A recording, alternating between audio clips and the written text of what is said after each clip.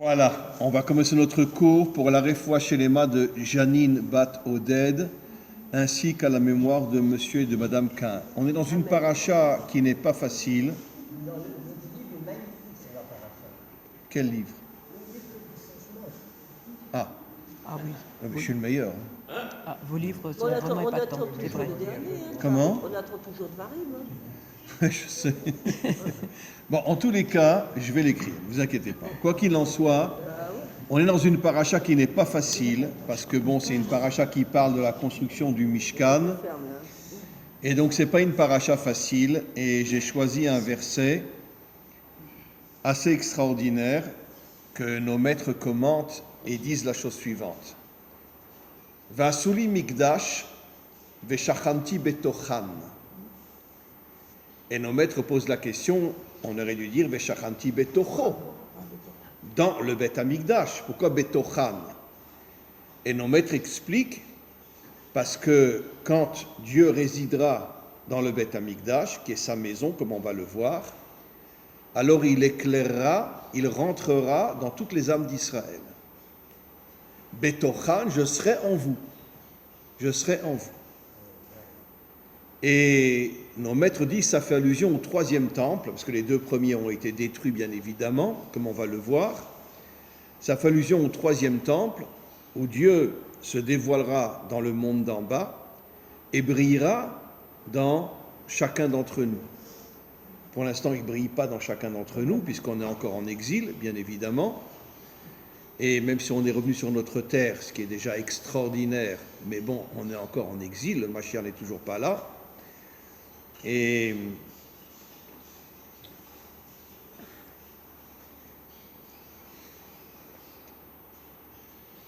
bon, vous savez qu'on se prépare à la Troisième Guerre mondiale? Non, vous ne le savez pas? Bon. Oui, on se prépare à la Troisième Guerre mondiale. Bien sûr, il y a tous les signes. L'antisémitisme monte dans tous les pays aujourd'hui, d'une manière catastrophique. Et en Amérique, plus que... Non, mais en Amérique, il n'y avait pas d'antisémitisme pendant des décennies, pendant des siècles. Aujourd'hui, ils tabassent des juifs pratiquement tous les jours. Et pas forcément, c'est des blancs qui tabassent les juifs en Amérique. Eh ben, ça va leur apprendre. Comment? Ça va leur apprendre, c'est pas nouveau. Oui, bon, très bien. On est sorti tout le temps. En tous les cas, nos maîtres nous disent qu'il y aura la guerre de Gog. Et la guerre de Gog, après, ils vont vouloir se répandre dans le monde entier. Comment? Ah, bientôt, dans quelques semaines. Et ça l'a fait rire. Voilà. Les vacances. Ça l'a fait rire. Voilà. Mais j'espère qu'on mangera comme un couscous avant, non? J'espère. On va le faire pour le Shabbat. On Voilà. a Pourim bientôt. Oui, Pourim. Voilà. On a été les vainqueurs. Bon, en tous les cas, on n'est pas dans une période facile, mais je reviens maintenant, nos maîtres nous disent que Veshachanti Betochan, je résiderai en vous, ça fait allusion justement au troisième temple, qui sera un temple éternel, qui correspond au temple de Yaakov. Le premier temple correspond à Abraham, le deuxième Yitzhak, les deux ont été détruits, on va voir pourquoi, et le troisième sera éternel. Bon, on ne sait pas exactement ce que ça veut dire éternel, mais en tous les cas, mais il y a quelque chose d'absolument extraordinaire. Dans les prophètes, il est dit sur le troisième temple, Ubeiti bet tefila yikare lechol ha'amim. Le troisième temple ne sera pas uniquement un temple juif, ça sera un temple.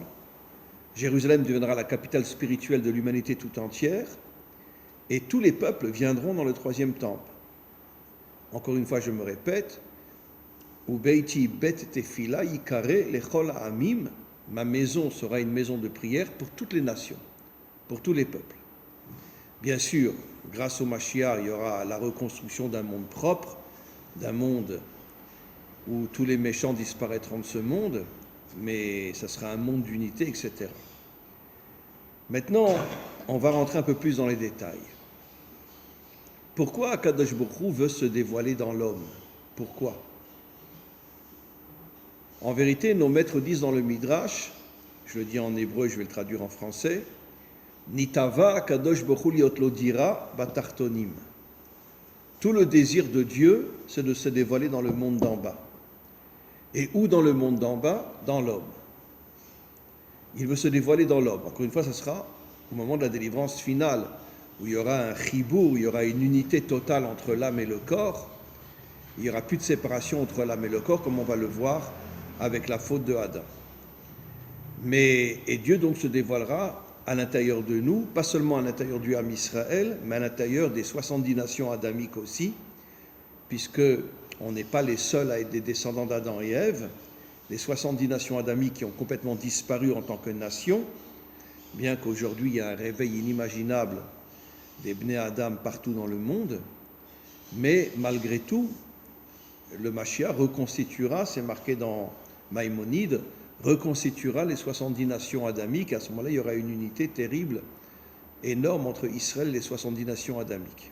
Donc, je reviens sur ce que j'ai dit, Nitava Akadosh Baruch Hu liot lo dira batartonim.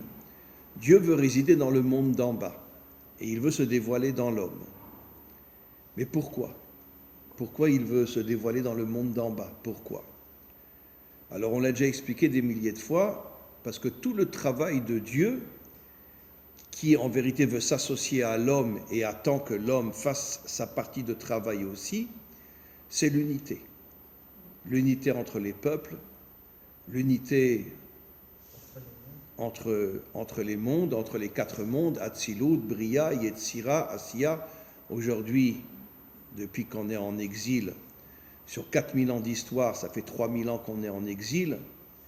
Et n'oublions pas que quand on a vécu sur notre terre, vous avez lu la Bible? Vous avez lu le Tanakh? Un peu, oui. Alors lisez le Tanakh, même en français. Vous allez vomir. Les Juifs se sont comportés comme des crapules pendant 1000 ans. Vraiment. L'Avodazara, la débauche, les dirigeants étaient de grands criminels qui massacraient des familles entières, etc. Et bon, on est un peuple extraordinaire, je veux dire. C'est un peuple extraordinaire, vraiment. Mais par rapport aux autres peuples, on n'était pas moins bien. Ben, si vous lisez les prophètes, vous allez voir que les prophètes nous traitent de Sodome et Gomorrhe. Donc ça veut dire qu'il y avait Sodome et Gomorrhe. Oui, et il y avait des centaines de milliers d'homos dans notre peuple, et c'est pour ça qu'ils nous ont appelés Sodome, sodomisés. Sodome et Gomorrhe, parce que Sodome, c'était une ville où il y avait pratiquement que des homos. Et ils nous appellent Sodome et Gomorrhe dans les prophètes pour nous faire comprendre que les Juifs étaient des gens exceptionnels. On est le peuple élu, bien sûr, on est des gens extraordinaires, bien sûr. Et donc, lisez la Bible, lisez le Tanakh, vous verrez, c'est incroyable. Incroyable. Comment? On la lit chaque semaine. Non, ça, on lit la Torah, mais lisez le Tanakh, lisez les prophètes, lisez les rois, Mélachim, etc. Regardez comment se comportaient les rois, regardez comment se comportait Jéroboam, comment se comportait le roi Ménaché, etc. Vous savez que le roi Ménaché, il a pris son grand-père, il l'a mis dans un tronc d'arbre et il l'a scié. Et qui était son grand-père? Le prophète Ésaïe. Le prophète Ésaïe, il a mis son grand-père dans un tronc d'arbre et il l'a scié. Il l'a coupé en morceaux. D'accord? Donc, je veux dire, on est des gens extraordinaires. Vraiment, merci Hachem. Mais quoi qu'il en soit, on peut dire que sur 4000 ans d'histoire, 1000 ans sur notre terre, vous savez ce que nos maîtres nous disent?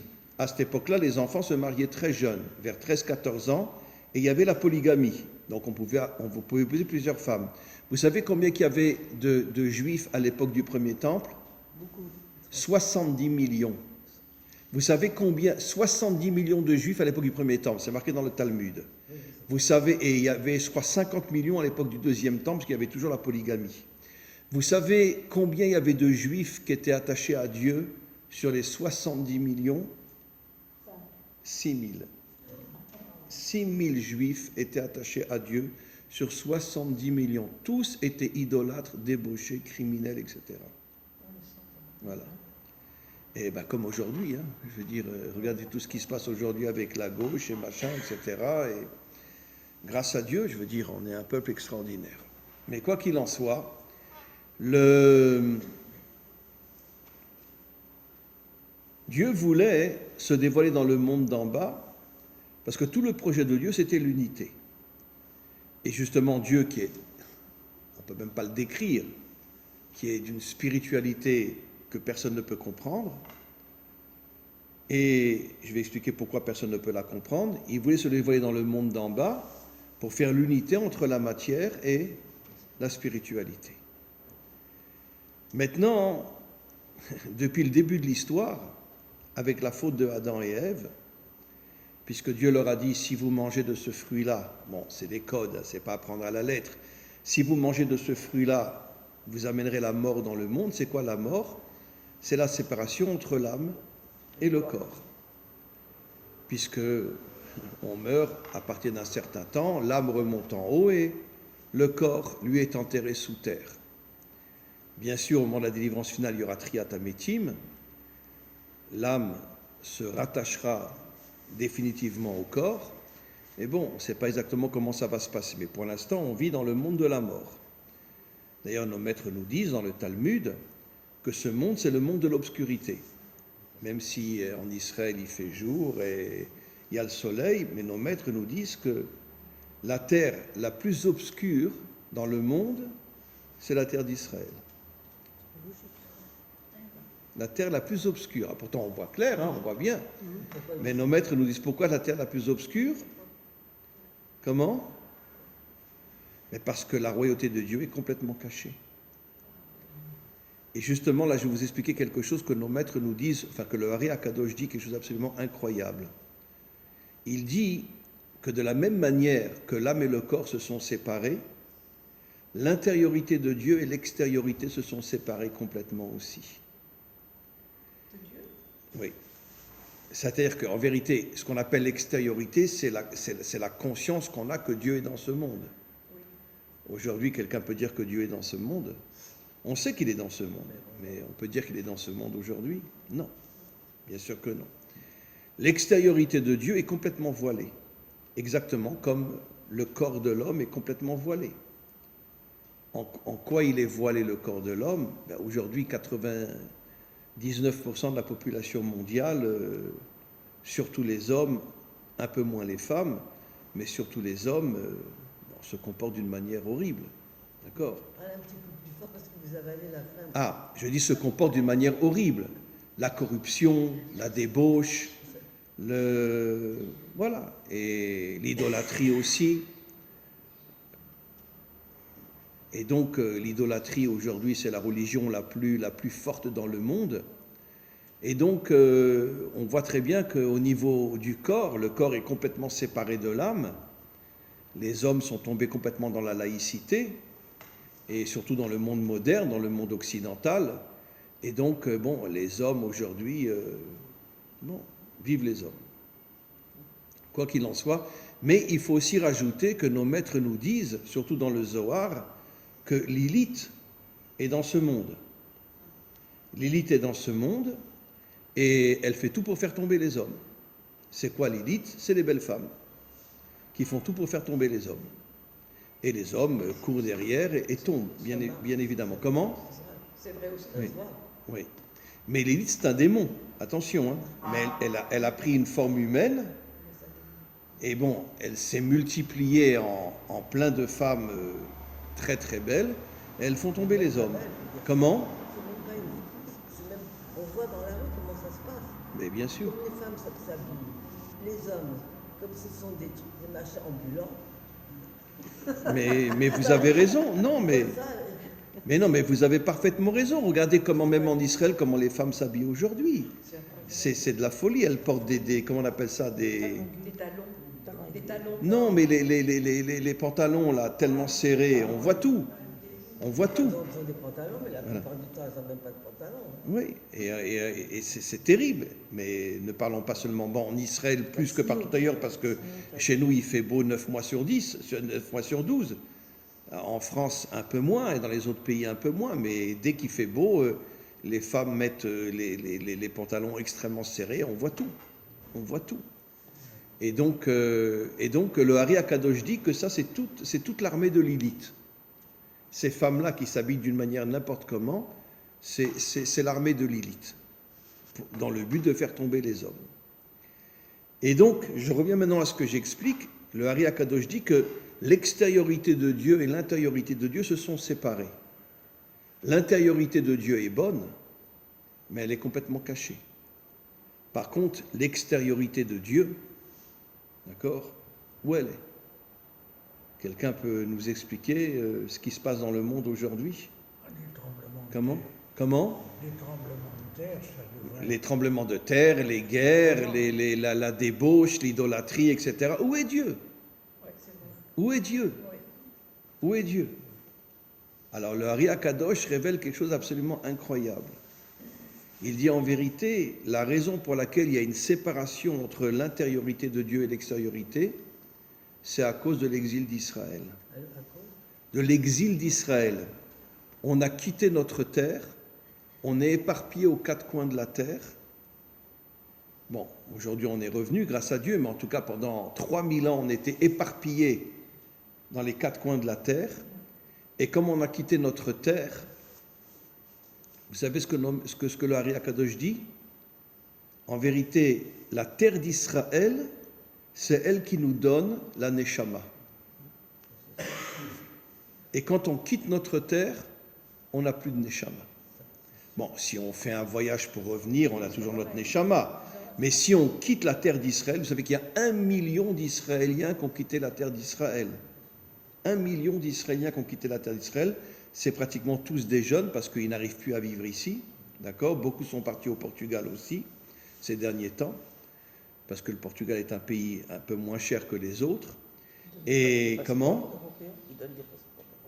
Oui, mais beaucoup de jeunes quittent Israël parce qu'ils n'arrivent plus à vivre ici. C'est une vie catastrophique. Et donc, beaucoup de jeunes laïcs, mais aussi beaucoup de jeunes religieux quittent la terre d'Israël, parce qu'ils n'arrivent plus à vivre ici. Ils s'en vont en Amérique, ils s'en vont, dans les pays où il y a des yeshivot, etc. Je parle des religieux, les laïcs, ils vont n'importe où. Le pays le plus apprécié par les Israéliens, c'est l'Allemagne. Pourquoi? Parce que c'est là où tu peux faire le plus d'argent. Et donc, voilà. Et 80% des gens qui partent en Allemagne sont les Ashkenazim. On a assassiné leurs grands-parents, on a assassiné leurs parents, mais ils partent en Allemagne quand même. Bon, incompréhensible, vraiment incompréhensible. Mais quoi qu'il en soit, ils y vont pour le fric, ils n'y vont pas pour autre chose. Parce qu'un Israélien, il peut faire beaucoup d'argent en Allemagne. Pourquoi la vie est si chère ici? Comment? Pourquoi la vie est si chère? Ils veulent nous tuer. Comment? Ils veulent nous tuer. Et pourquoi la vie est si chère ici? Mais posez une autre question. Et qu'est-ce que notre gouvernement fait quand on tue un enfant de 6 ans et un enfant de 8 ans et que le père est en train de mourir? Qu'est-ce que notre gouvernement il fait? Même le gouvernement de Bibi, qu'est-ce qu'ils font? Pas grand-chose. D'accord? Qu'est-ce qu'ils font? Ah, ils cassent la maison du terroriste. Mais qu'est-ce qu'on en a à foutre qu'ils cassent la maison du terroriste? Eux aussi s'en foutent. Comment? Les terroristes. Mais bien sûr qu'ils s'en foutent. Ils reconstruisent plus beau. Alors, on détruit la maison du terroriste. Non, mais ça veut dire quoi? Quand c'est que la loi, elle va passer, que toute la famille du terroriste, elle est virée d'Israël. Quand c'est que cette loi-là, elle va passer? Bon, j'espère qu'elle passera. Mais même ça, et encore, mais alors on fout toute la famille dehors, et alors? Bien, moi, je suis désolé de vous le dire, on devrait prendre toute la famille et les tuer. Voilà. C'est ce qui est écrit dans le Deutéronome. Mais c'est ce qui est marqué dans la Torah. Quand vous arriverez, ben oui, relisez, quand Bien vous sûr. arriverez dans les terres, s'ils ne veulent pas se plier, vous les tuez. Absolument. Enfants, bébés, et tout dans le Ben, la Torah était une Torah forte. Aujourd'hui, on est des moutons. C'est pas possible. Même si on les met en dehors d'Israël, mais qu'est-ce que ça peut leur faire? D'accord? Pourquoi on ne les tue pas? Et quand on prend un terroriste aujourd'hui, bon, sur le moment, un policier le tue. Mais si on attrape un terroriste aujourd'hui, où on le met? En prison, il fait des études, la télévision, etc. Et voilà. Le seul pays qui protège les terroristes, c'est Israël. Le seul. En France, en Amérique, etc., il les zigouille tout de suite. D'accord. Bon, chez nous aussi, quand il y a un policier qui est sur place, il tue le terroriste. Mais encore, une fois, il va en prison. Mais souvent, on les met en prison. Comment qu'on peut mettre un terroriste en prison? Comment qu'on peut mettre un terroriste en prison? Il vient là, récemment, il vient de blesser je ne sais combien de personnes. Il vient de tuer un enfant de 6 ans et de 8 ans. Bon, il est mort parce qu'un policier lui a tiré dessus. Mais il y a beaucoup de terroristes qui sont en prison. Et ils ont une vie extraordinaire. Ils ont une vie extraordinaire. Le seul pays au monde qui met les terroristes en prison, c'est Israël. On est vraiment un peuple magnifique. Magnifique. Allez en France, vous allez voir ce qui se passe. Ils le poursuivent et ils lui tirent une balle dans la tête. Et ils ne le mettent pas en prison. Par contre, si un terroriste tue un juif, ils le mettent en prison. Halimi, ils sont tous en prison. Halimi. Par contre, la femme qui l'a séduit et qui l'a amené dans sa maison, une très belle blonde, bon, Halimi était Chiloni, très bien. Bon, c'était un juif, mais il était Chiloni. Cette fille-là, elle a commencé à le séduire, elle l'a amené dans sa maison. Et quand il est rentré dans sa maison, il y avait tous les terroristes, ils l'ont coupé en morceaux. Enfin, presque coupé en morceaux. Et Madame Halimi, docteur aussi. Et Madame Halimi, qui a été jetée par la fenêtre. J'ai travaillé avec Madame Halimi. Elle était aussi enseignante.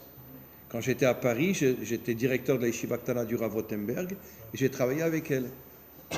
Et je l'ai très très très bien connue, une femme exceptionnelle. Et les experts ont reconnu, ont dit qu'à l'instant où il a tué, il n'était pas normal. Oui, mais ils disent des blagues. N'importe quoi. À chaque fois qu'un terroriste tue un juif, ils le mettent en prison.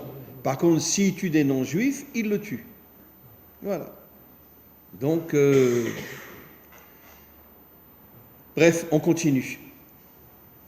Je disais qu'on a énormément de mal à comprendre l'extériorité de Dieu aujourd'hui.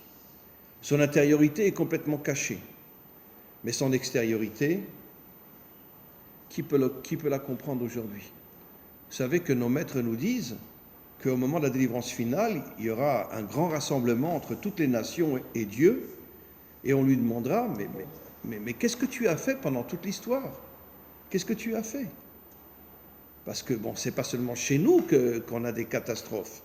Aujourd'hui, la Russie, l'Ukraine, etc., et la guerre de 100 ans, et tout ce qui s'est passé dans le monde, et la Deuxième Guerre mondiale, 50 millions de morts en 5 ans, 50 millions de morts en 5 ans. Où est Dieu? Où est Dieu? Alors, je ne suis pas en train de le critiquer, mais on a le droit de se poser la question où il est. Où il est. Ce n'est pas une chose simple. Maintenant, on va avancer un peu plus. Donc, au moment de la délivrance finale, l'extériorité de Dieu va se dévoiler dans ce monde. Évidemment, on ne le verra pas avec nos yeux, parce que Dieu est infini, mais on ressentira sa présence dans ce monde, on ressentira sa présence à l'intérieur de nous, et il y aura le troisième temple, qui sera pas seulement un temple juif, mais qui sera un temple pour toutes les nations. Mais maintenant, revenons à la faute de Adam et Ève.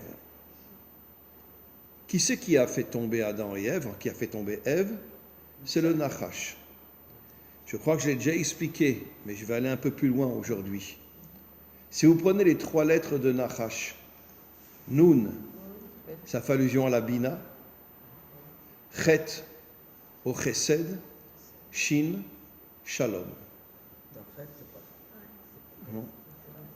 Chet, Chesed. Ça pourrait être Rochma aussi. On peut dire Chochma, absolument. Il y a des commentaires qui disent Chochma. Donc, vous avez, dans le nom du Nachash, vous avez Nun, les 50 portes de la Bina. Vous avez Chet, le Chesed, et Shin, le Shalom. Comment le Nachash peut avoir un nom pareil? Comment c'est possible? Je vais expliquer. Et comment il a pu faire tomber Chava et Adam? Comment il a pu les faire tomber? Et vous savez ce qui s'est passé?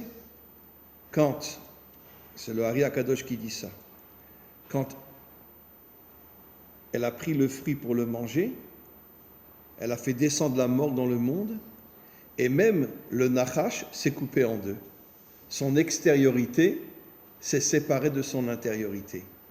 Son intériorité, c'est la Bina, le Chesed et le Shalom.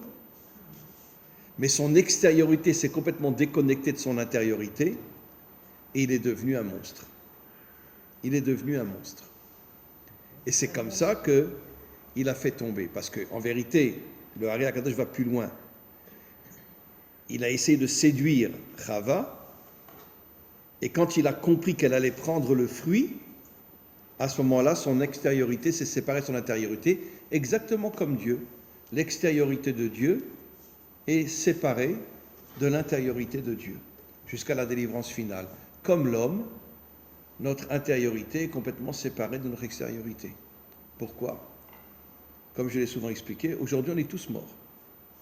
Parce que où on est laïque, on est un corps sans âme, où on est religieux, on est une âme sans corps.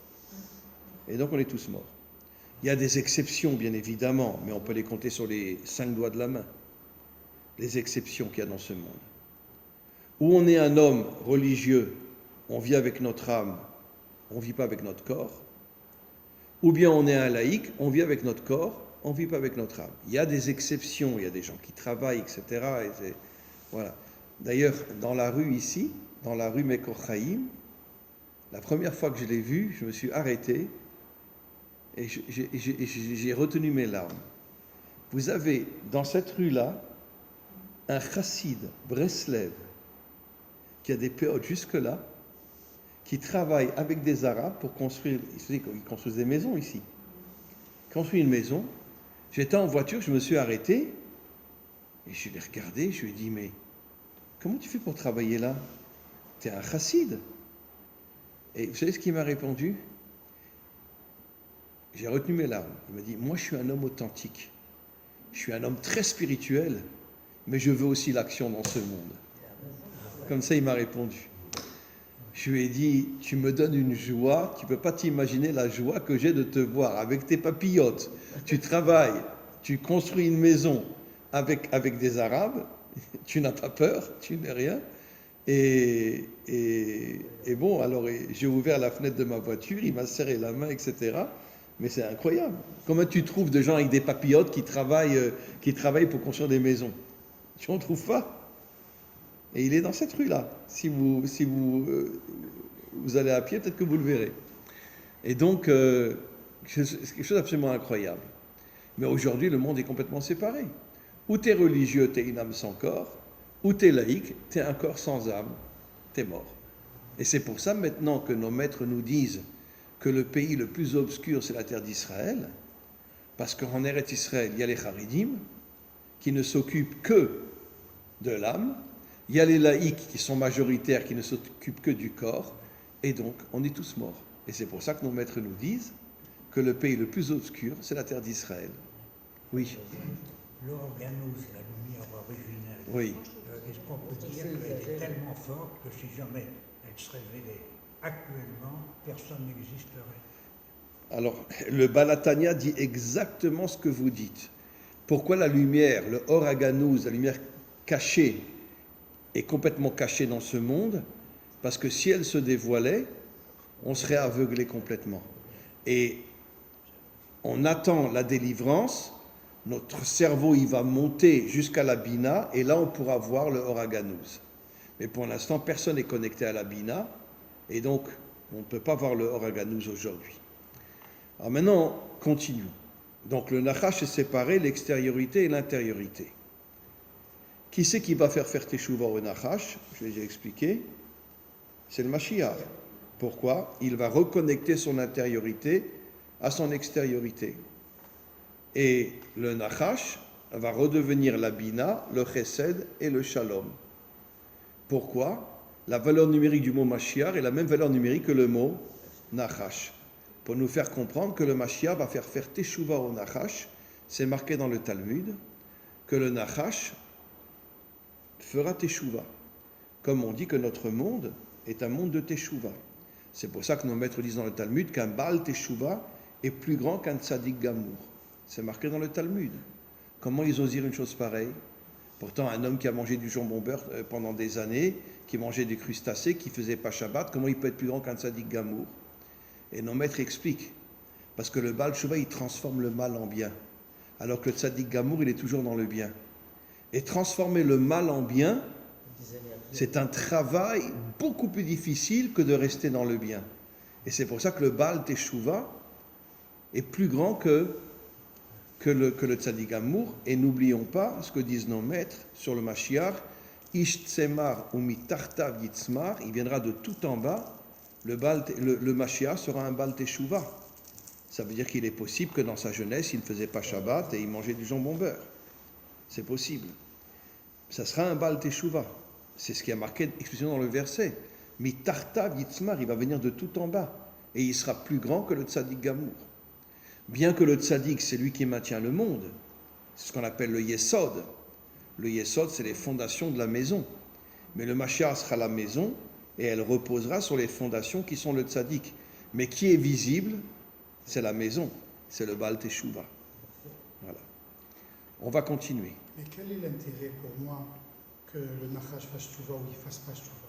Qui c'est le Nachash et quel est mon intérêt, notre intérêt Mais parce que quand le Nachash fera Teshuvah, il va dégager dans le monde la Bina, le Chesed et le Shalom. Et justement, vous m'avez devancé, je voulais parler du Chesed et du Shalom, qui viennent de la Bina. Maintenant, la Bina, comme on le sait, c'est la femme. Bina Yetera, Nitna, la Isha. Donc la Bina va commencer à se dévoiler par le retour des femmes à leur authenticité, au moment de la délivrance finale. Elles vont dévoiler la Bina et elles vont amener le Chesed et le Shalom. Mais c'est quoi le Chesed? Le verset dit « Olam Chesed Yibane », j'ai déjà dit 1000 fois. Chesed Gematria 72, les 70 nations adamiques, Israël et Dieu. Ça veut dire qu'il y aura une unité dans le monde entre les nations adamiques et Israël. Mais je vais aller un petit peu plus loin, d'accord? Je sais que je vais me faire lapider, mais j'adore être lapidé. Très bien. Bien sûr, Israël représente le masculin. Les 70 nations représentent le féminin. Ça veut dire qu'Israël va se marier, pas dans le sens réel du terme, va se marier avec les 70 nations adamiques. Il y aura l'unité entre Israël et les 70 nations adamiques. Et pourquoi quand Dieu a proposé la Torah à Israël et aux 70 nations adamiques, les dirigeants adamiques ont refusé qu'ils prennent la Torah? Vous savez pourquoi? Ça, je ne l'ai encore jamais dit. Et je le dis aujourd'hui. Pourquoi? Parce qu'ils ne voulaient pas de l'unité entre Israël et les 70 nations. Mais par contre, le Mashiach va reconstruire les 70 nations, il y aura l'unité entre Israël et les 70 nations. Qui c'est qui dit, je l'ai déjà dit 1000 fois, Ki mitzion tetze Torah udvar Hashem Yerushalayim, c'est les Juifs? Non, c'est les 70 nations adamiques, c'est marqué dans tous les commentaires. C'est eux qui le disent. C'est eux qui disent, on va nouveau recevoir la Torah, les premières tables. Maintenant, allons plus loin. Si les 70 nations représentent la femme, d'accord? Il y aura une unité entre Israël, le masculin, et les 70 nations adamiques. Mais la femme, qu'est-ce qu'elle représente? L'intériorité de l'homme. Ce qui veut dire que nos maîtres nous disent que la femme, c'est la couronne de l'homme, c'est l'intériorité de l'homme, et c'est la bénédiction de l'homme. C'est marqué dans le Talmud. Donc si elle représente l'intériorité, ce qui veut dire que pourquoi les dirigeants ont refusé que leurs 70 peuples prennent la Torah? Parce qu'ils ne voulaient pas l'unité entre Israël et les nations. Mais qu'est-ce qui va se passer au moment de la délivrance finale? Qui sera notre intériorité? Les 70 nations adamiques. Attention, elles vont s'améliorer, elles vont se transformer complètement, évidemment. Puisque le Mashiach ne va pas que reconstruire Israël, il va reconstruire l'humanité tout entière. Et surtout les 70 nations adamiques. Mais ces 70 nations adamiques qui vont devenir l'aspect féminin d'Israël, vont devenir l'intériorité d'Israël, et d'une certaine manière, toutes les forces qu'Israël va recevoir, il le recevra des 70 nations adamiques. Je sais que c'est difficile à accepter, puisque pour la grande majorité des Juifs, on est les meilleurs, on est le peuple élu, on est les plus beaux, on est les plus, etc., etc. Ce qui est vrai, oui. Je ne suis pas d'accord avec vous, mais j'adore qu'on me critique. Voilà. Très Non, bien. mais c'est pas une critique, c'est la réalité. La réalité. On est the best fans. Ah ouais. Très bien. La preuve, c'est qu'on est toujours là. Je vous signale que Tel Aviv va devenir dans quelque temps la capitale de l'homosexualité mondiale. Mondiale. Elle l'est déjà. Elle est déjà, mais elle va être nommée la capitale de l'homosexualité et des lesbiennes mondiale. Mondiale. Voilà. Alors elle remplace la maison. Voilà. Alors, vous dites qu'on est les meilleurs, je suis d'accord avec vous. On est les meilleurs tout en bas, quoi. Voilà. Mais bon, bref, c'est pas grave. Mais quoi qu'il en soit, on va aller un petit peu plus loin. Comment ? Ça, c'est vraiment une clala pour l'humanité. Mais ce sont les nations qui veulent déclarer Tel Aviv la capitale de l'homosexualité pour nous casser. Parce que aujourd'hui, vous savez quelle est la ville où il y a le plus d'homos aujourd'hui ? C'est où ? C'est en Amérique. C'est où ? San Francisco. Il y a un quartier immense qui est aussi grand que Tel Aviv, Jérusalem et je ne sais pas, un quartier immense, c'est que des homos. Et si vous allez avec votre femme là-bas et vous la tenez par la main, ils vous jettent. Ils vous jettent. Ils vous jettent. Vraiment, ils vous jettent. On n'a pas le droit de tenir sa femme par la main là-bas. C'est ou des lesbiennes ou des homos. Et c'est un quartier immense à San Francisco. D'accord ? Et donc, ils sont beaucoup plus nombreux que nous. Pourquoi ils veulent nommer Tel Aviv la capitale mondiale de l'homosexualité ? C'est plus facile. Comment ? On est leur caution. On est leur caution morale. Comment ? On est leur caution morale. Mais parce qu'ils veulent nous détruire. Ils veulent nous détruire. Ils veulent nous détruire. Il y a beaucoup moins d'homosexualité à Tel Aviv qu'il y a à San Francisco. À San Francisco, ils sont des millions. À Tel Aviv, ils sont quelques centaines de milliers. Mais ils ne sont pas des millions. Alors pourquoi ils nomment pas San Francisco la capitale mondiale de l'homosexualité ? Parce que ça, c'est un projet pour détruire Israël. C'est le début du projet. Maintenant, allons plus loin. Normalement, comme je l'ai déjà dit, on devait manger le Shabbat du Etz Achayim et Motzei Shabbat, on devait manger de l'arbre de la connaissance. Et si on avait pris les forces de la vie, la connexion entre l'âme et le corps, parce que c'est ça la vie c'est le contraire de la mort, à ce moment-là, on aurait réussi à transformer dans l'arbre de la connaissance du bien et du mal, le mal en bien, et on aurait amené la délivrance finale. Ça ne s'est pas produit, bien évidemment, on le sait. Mais allons un peu plus loin. Le mot Chaim, qu'est-ce qu'il y a dans le mot Chaim ? Il y a Chet et Yud, Chaya et Yechida, les deux niveaux les plus hauts de l'âme. Et Yud même, 50, la Bina. Ça veut dire que dans le mot Chaim, il y a la Chaya qui est la Chokhma, la Yechida qui est le Keter, et le Yud même, la Bina. Qu'est-ce que ça veut dire le mot Chaim ? Ça veut dire en vérité les trois sphirotes les plus hautes qui sont Keter, Chokhma, Bina. Voilà.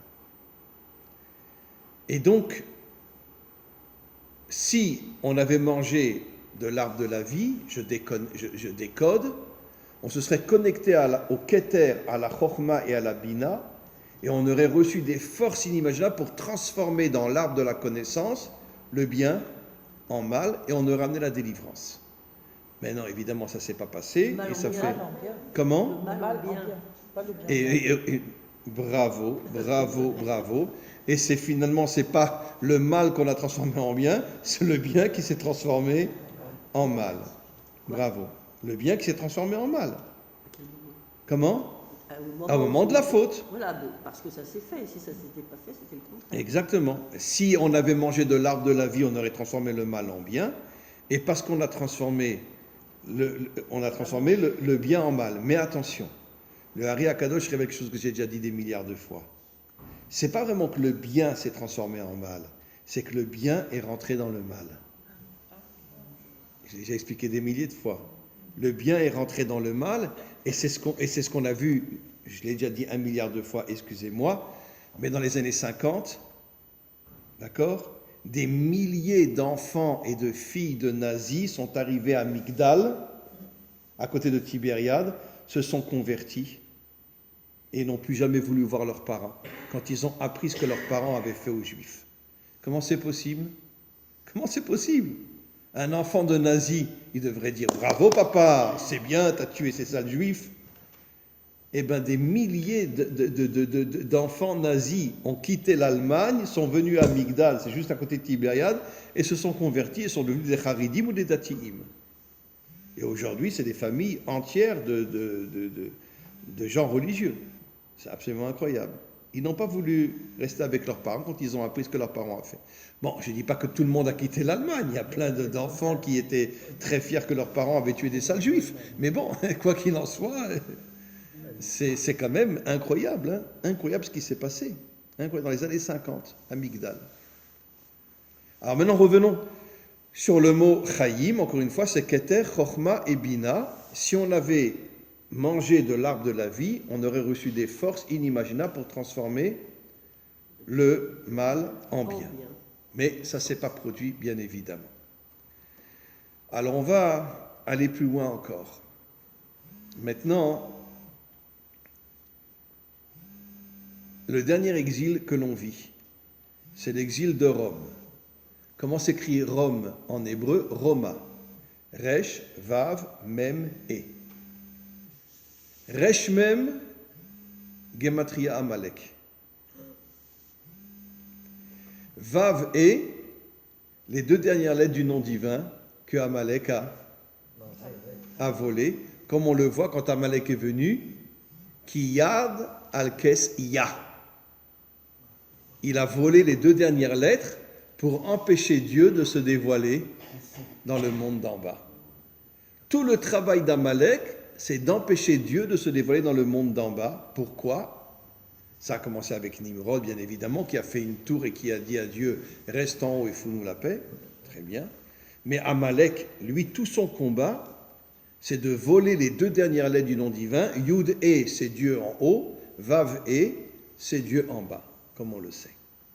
Et donc, il vole les deux dernières lettres et ça s'appelle Roma. Il a piqué les deux dernières lettres. En vérité, Rome, c'est Amalek. Et d'où on sait que Rome, c'est Amalek? Et je vais vous apprendre quelque chose. Je crois que je l'ai déjà dit, mais c'est Esav. Qu'est-ce qui s'est passé? Esav était en guerre contre Israël pendant 1000 ans. Tout le temps en guerre. Pas seulement Esav. Il y avait Moab qui était en guerre contre Israël, il y avait Asa qui était en guerre contre Israël, etc. Mais Esav détestait Israël. Bon, c'était plus Esav à cette époque-là, mais c'était les descendants d'Esav. Quand David est arrivé, il a dit à son général Yoav, il a dit, bon allez, il y en a marre maintenant, tu vas te battre même pendant des semaines et des mois contre Édom, et je veux qu'il disparaisse. On ne peut plus supporter ces guerres-là. Yoav est parti, il a réussi.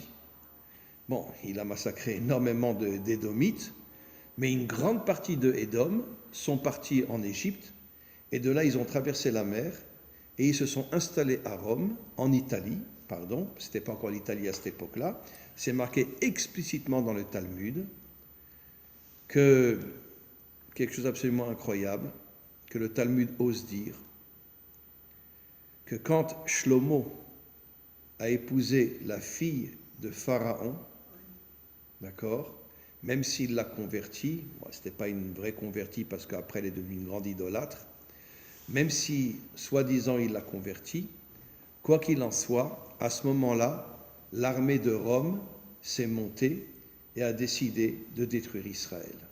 Ça va prendre encore quelques siècles, mais l'armée de Rome s'est montée. Qui a créé l'Italie? C'est Esav. Maintenant, voilà. Romulus et Rémus et deux pieux. Absolument. Mais maintenant, ce que nos maîtres nous disent, c'est qui est parti avec Esav à Rome? Amalek, son petit-fils, puisque Amalek était le petit-fils de Esav. Il est parti avec lui à Rome, et c'est Amalek que Esav a nommé pour fonder l'armée qui attaquera Israël. Voilà. Ça veut dire qu'en vérité, bon, je ne dis pas que les Italiens c'est Amalek aujourd'hui, hein, ça je ne dis pas parce que bon, c'est fini depuis longtemps. Quand même, l'Italie a l'aspect d'une bonne fasciste. C'est vrai, vous avez 100% raison, mais n'oublions pas malgré tout que les Italiens ont quand même pendu, comment il s'appelait Oui, Mussolini, et beaucoup plus encore que les Français, d'Italiens ont sauvé les Juifs pendant la guerre. Sa première femme était d'ailleurs juive. La première femme, sa première femme était juive. La femme de Staline était juive aussi. La femme de Staline était juive aussi. Mais c'est vrai que la femme de, comment il s'appelait nouveau Mussolini, c'est vrai que sa femme était juive aussi. Bon, elle était juive complètement assimilée, mais elle était juive. Elle s'appelait. Comment? Elle s'appelait Sarfati. Ah, c'était une Sfarade? Oui, mais je plus son prénom. Ah ouais? Ah ouais. Donc c'était une Française Sfarade, quoi. Sarfati. Bon, en tous les cas, mais la femme de Staline aussi, c'était une Russe juive aussi, mais complètement assimilée. En tous les cas, donc aujourd'hui, bien sûr qu'on ne peut pas dire que l'Italie c'est Amalek, bien évidemment, mais à cette époque-là, Rome, c'était Amalek. Voilà. Vatican, c'est resté.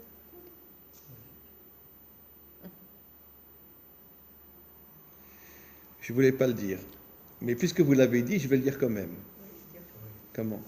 Le seul endroit en Italie qui est resté à Amalek, c'est le Vatican. Et je vais vous le dire. Vous savez, vous le dites. Mais vous savez de qui je l'ai appris ça? Non. Don Alberto. Don Alberto, qui était le chef prieur de la basilique Saint-Pierre au Vatican. Grâce à Elisheva, elle lui a envoyé mes cours, il a écouté mes cours, il est venu me voir 4 fois en Israël, 4 années en Israël. Le chef prieur de la basilique Saint-Pierre, un homme à pleurer, un homme exceptionnel.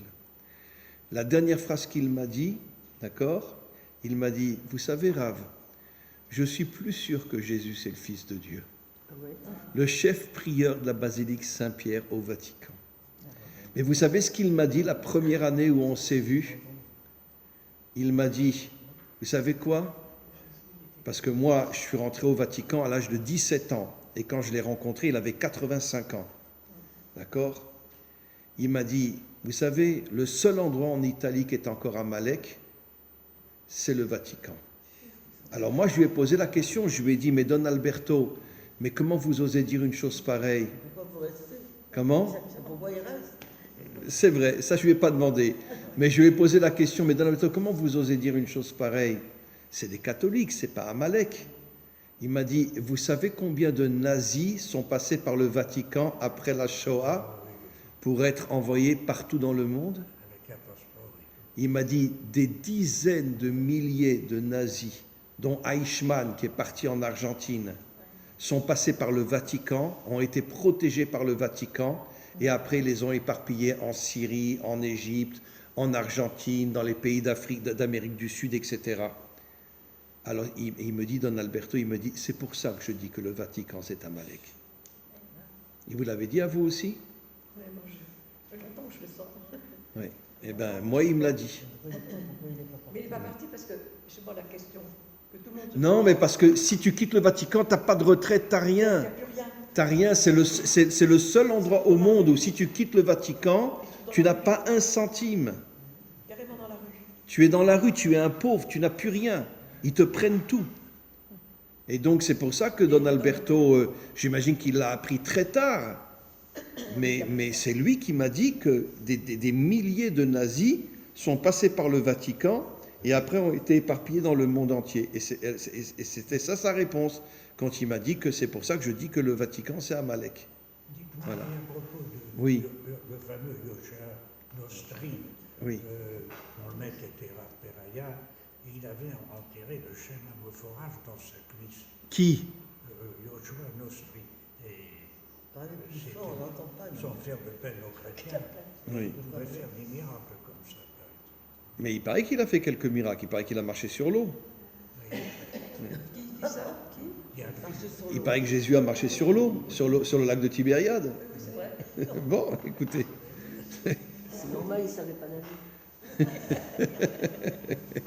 Ah, vous êtes une vraie guerrière. Hein. Il n'avait pas le choix, le pauvre. C'est pas nager, il marche. Ah là là là là là là là. Vous devriez nous faire un cours un jour Un cours de quoi? sur votre vie, sur votre passé, sur le Veldiv, Mais c'est pour ça que j'ai etc. écrit un livre. Oui, mais ça serait bien si vous nous faisiez un cours Je un peux jour. vous parler, je peux vous lire un extrait, par exemple, et puis après on en parle. On Comment? peut faire ça. Je peux prendre mon livre et vous Elle a dire- été sauvée du Veldiv, cette femme-là. Mais ça remonte à loin. C'était un enfant, elle a été sauvée du Veldiv. Hein? Oui, c'est moi. Mais bon, alors, je suis là quand même. Comment? Là, ce qui compte, c'est... Vous savez bien comment on dit, tout ce qui est au contenu au début, c'est la fin. Oui. Béatrice, comment c'est la phrase en hébreu? Sauf. Béatrice, Sauf. voilà. Sauf Maaseh Marshava Trila. Voilà, c'est ça. La fin d'une action commence par la pensée. Donc il fallait bien que je commence par quelque chose. Oui. Et je suis encore là aujourd'hui et ça fait un bout de temps. Oui. Mais vous étiez général dans l'armée israélienne, vous? Non, je ne fais pas tous les... Non, mais moi je veux bien qu'on fasse... mais avec des jeunes. C'est ce que je demande. C'est avec des Alors jeunes. essayez de rassembler des gens et vous nous faites un Mais cours je sur votre trouvez-les-moi, passé, les tout gens, ça. vous savez le mal Parce j'ai que ça va nous faire, à vous ça va nous faire pas. pleurer quand vous nous racontez tout ce que Je vous veux avez pas vécu. faire pleurer, au contraire. Non, on va rire. Ah oui, c'est Voilà. pas le contraire que je fais, c'est pas de faire ça. ça. C'est qu'on va se réveiller, parce qu'il faut se réveiller, on oublie. Mais pourquoi elle a des histoires exceptionnelles. Pourquoi je l'ai fait c'est- traduire en hébreu? Comment? Pourquoi je l'ai fait traduire en hébreu? C'est pour entrer dans Israël, que les Israéliens sachent, et surtout les enfants, et que leur dire que c'est mon message, c'est que le monde veut nous garder comme victimes. Mais évidemment, On a le droit de mais vivre évidemment, comme victimes, c'est ce mais qui se passe évidemment, en mais France. tout est en train de se préparer Donc, c'est ça, aujourd'hui. C'est ça mon message. Bravo. Voilà, donc, mais encore faut-il le faire passer. Voilà, je voudrais conclure ce cours et expliquer quelque chose de très très très important. Vous n'êtes pas obligé d'être d'accord avec moi, comme je dis toujours, quand on me critique, c'est pour moi le plus grand cadeau qu'on me fait. Parce que sinon on n'est pas un vrai juif. Mais le dernier pape se convertira au judaïsme. Mais l'avant-dernier pape a appris qu'il était juif. Sa mère le lui a dit. L'avant-dernier pape, comment il s'appelait? Mais Lustiger, Comment? vous savez, Lustiger, Eh bien, sa mère lui a caché pendant des années et des années qu'elle était juive. Et un jour, elle lui a dit, sache que je me suis mariée avec un Allemand parce que je ne voulais pas être déportée. Elle avait une tête d'Arienne, les blondes aux yeux bleus. Et un jour, elle a dit à son fils, sache que tu es juif parce que je suis juive. Eh bien, c'est le seul pape qui a quitté. Il a démissionné, il a quitté le Vatican. C'est le premier pape au monde qui a quitté le Vatican quand il a appris qu'il était juif. Comment? Oui, il vient de mourir. Mais quand il a su qu'il était juif, il a quitté sa mission de pape. Voilà. Comment il s'appelait? Comment? Benoît XVI. Voilà. Et il y a une autre histoire que j'ai déjà racontée 1000 fois, mais bon, mais c'est ça me fait tellement plaisir de la raconter encore une fois. Il y avait le chef des nazis en Hongrie. D'accord? Il ne savait pas qu'il était juif. Sa mère avait épousé un Hongrois, parce qu'elle avait une tête d'Hongroise, et quand son fils est devenu le chef des nazis de Hongrie, elle n'en pouvait plus. Elle a attendu quelques années, elle n'en pouvait plus. Elle pleurait tous les jours. C'est lui qui a raconté cette histoire-là quand il est venu en Israël. Et aujourd'hui, il vit à Bnei Brak, Haridi. Il était le chef des nazis. Un jour, sa mère n'en pouvait plus, elle l'a appelé, elle lui a dit, écoute, je vais te révéler quelque chose. Je suis juive et tu es juif. Eh bien, il a lâché les nazis. En quelques heures, il est venu s'installer à Bnei Brak en Israël. Aujourd'hui, c'est un Haridi. C'est à pleurer. Il n'est pas jeune. Hein. Non, il est plus jeune aujourd'hui. Mais ça fait au moins 20 ou 30 ans qu'il est arrivé en Israël. Et c'est un Haridi aujourd'hui. Moi, je ne sais pas s'il est encore vivant, mais il est devenu Haridi. Quand il a appris que sa mère était juive, elle lui a montré des papiers comme quoi elle était juive, et il est venu en Israël.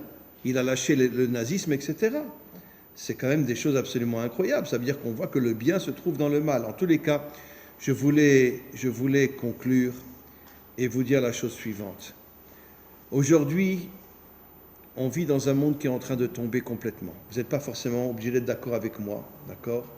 Mais on vit dans un monde qui est en train de tomber complètement, et Israël aussi tombe. énormément. Mais d'un autre côté, nos maîtres nous disent Yerida letzorer aliyah. C'est la chassidoute qui dit ça. Le premier qui l'a dit, c'est le Baal Shem Tov. On tombe pour mieux remonter. Pour mieux remonter. Il faut toucher le fond pour remonter. D'ailleurs, comment? Il faut toucher le fond Bravo. pour remonter. Voilà. Il faut toucher le fond pour remonter. Et donc, c'est vrai qu'aujourd'hui, et c'est marqué dans le Talmud, je vais vous dire quelques histoires à la fin de Maseret Sanhedrin. Il y a 2000 ans, nos maîtres avaient déjà la prophétie et ont dit que juste avant la délivrance finale, tous les prix dans le monde entier vont augmenter et l'endroit qui sera le plus cher sera la terre d'Israël. C'est marqué à la fin de Maseret Sanhedrin. C'est pas fini. Nos maîtres nous disent que les enfants se révolteront contre leurs parents, d'accord, et quitteront leurs parents. C'est marqué dans le Talmud que les enfants quitteront leurs parents, ne voudront plus parler à leurs parents. Est-ce que c'est vrai chez tous les parents? Je ne sais pas, mais en tout cas, c'est marqué dans le Talmud. Juste avant la délivrance finale, la majorité des enfants ne voudront plus parler à leurs parents. Il y a encore une autre chose qui est marquée, que la vérité tombera complètement. C'est marqué à la fin de Maseret Sanhedrin, que la vérité disparaîtra complètement de ce monde, ce que disent nos maîtres. Ce monde s'appelle Alma de Shikra, le monde du mensonge. Mais avant la délivrance finale, la vérité va disparaître complètement. Complètement. On le sent déjà. Comment? On le sent déjà. On le sent énormément. Ah oui. On le sent énormément. Et donc, on descend, mais on va se relever. On va se relever quand on touchera le fond, pas seulement dans le peuple juif, mais surtout chez les Bnei Adam aussi. Il va y avoir un réveil inimaginable qui va se passer. Mais il faut qu'on touche le fond d'abord. Et à ce moment-là, on se réveillera. Et Be'ezrat Hashem, quand on va remonter, Be'ezrat Hashem, on va redevenir fort, on va redevenir des guerriers. Vous serez général dans notre armée. D'accord? Regardez, bon, le fond, vous ne croyez pas qu'on a déjà touché le fond avec la Shoah? Si, on a touché le fond. On est quand même remonté. Vous voulez pire que ça? Et les Sfaradim n'ont pas touché le fond encore. Qui ça? Les Sfaradim n'ont pas touché le fond encore. Les Ashkenazim peut-être, mais les Sfaradim pas encore. Et ils n'ont pas eu la Shoah, les Sfaradim. Bon, c'est vrai qu'ils ont eu l'inquisition, c'est vrai, c'est vrai. Mais bon, de toute façon, c'est marqué dans le Talmud à la fin de Maseret Sanhedrin qu'on va descendre tout en bas, et après, une grande partie du Ham Israël remontera et deviendra très fort. Je crois que c'est ce qui se passe déjà depuis que l'Israël est revenu. C'est ce qui se passe, on voit bien. C'est ce qui se passe quand même. Après un tel exil, après tout ce qui nous est arrivé, qu'on soit ici, qu'on soit de retour sur notre terre, après vous avez raison. C'est vraiment, il n'y a aucune logique là-dedans. Oui. Les empires ont disparu, tout s'est écoulé, Et nous, on est là. Les siècles, on est Voilà. là. Et on est ça revenu 3 ans après la Shoah. Exactement, donc c'est pour ça 3 ans que- après la Shoah, on est revenu. Donc, C'est quelque chose d'absolument Bien incroyable. sûr, c'est ça la Voilà. vérité. Oui. En tous les cas, mes amis, quand on touchera le fond, on va remonter, on redeviendra de vrais guerriers et on rentrera dans l'armée du Mashiach, Be'ezrat Hashem, et on réussira à transformer le monde dans un monde pur, un monde bien, un monde juste, un monde droit. Amen, Vechen Yeratzon.